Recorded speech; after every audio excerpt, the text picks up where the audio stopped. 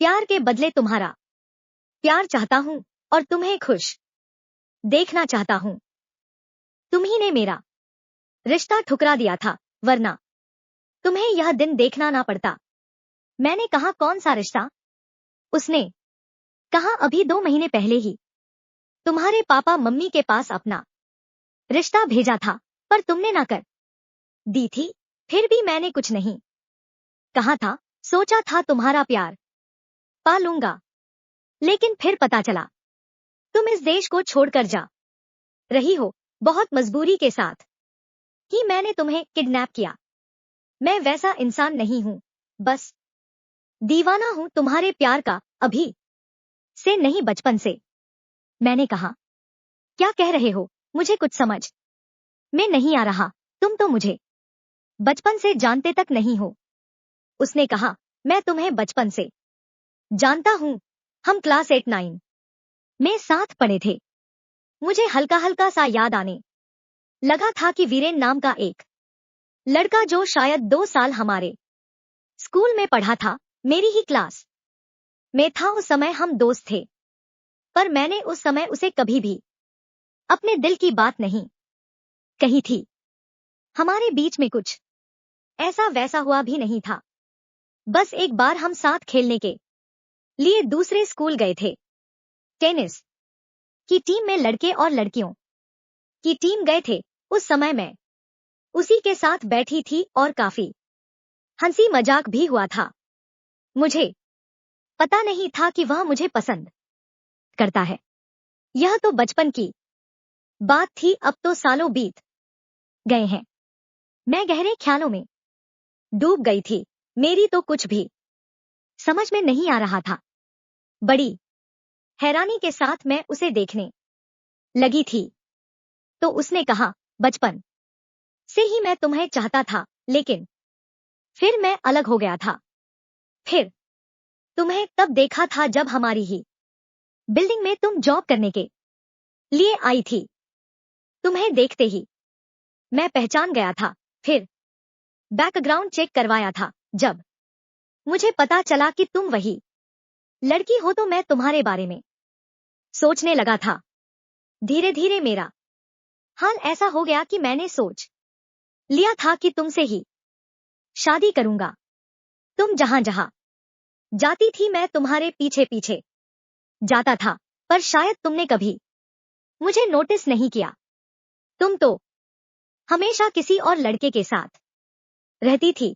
शायद सुमित नाम है उसका, लेकिन मैं तुम्हें हर हाल में हासिल करना चाहता था, क्योंकि तुम्हें मैं दीवानगी की हद तक प्यार करने लगा था। मैंने कहा, यह पागलपन है। प्यार पागलपन नहीं होता। मैंने वीरेन का हाथ पकड़ लिया और कहा, प्लीज मुझे छोड़ दो।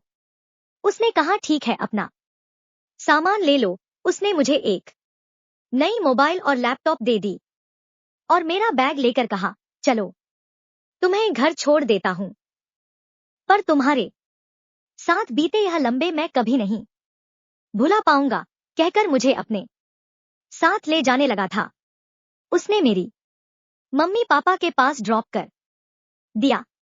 मेरे मम्मी पापा मुझे देखकर गले लगा लिया और कहा, बेटा तू किसी मुसीबत में थी।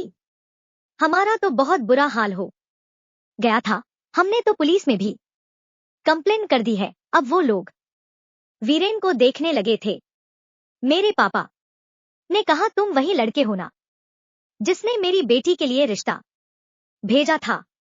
मैंने अपनी मम्मी पापा से सारी बातें बता दी। वीरेन वहां से चला गया था। मैं उस शादी के बारे में सोच रही थी। उन पेपर्स में मैंने साइन किए थे। मेरा हाल ऐसा था कि मैं अपनी नौकरी छोड़ दी थी। सुमित मेरे पास आया था, पर मैंने उसे अपने से दूर कर दिया था। मेरे पापा मम्मी कहने लगे, क्या हो गया है बेटा तुझे?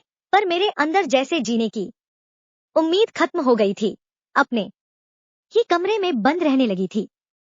एक दिन मेरे पापा मम्मी ने परेशान होकर वीरेन को बुलाया। वीरेन ने मेरा हाल देखा तो मुझसे माफी मांगने लगा। कहा, तुम्हारा जो हाल है मेरी वजह से हुआ है, पर मैं तुम्हें ऐसे नहीं जीने दूंगा। तुम मेरी कंपनी में जॉब कर लो। मैंने उसकी कंपनी में जॉब ले लिया था करीब 1 साल तक।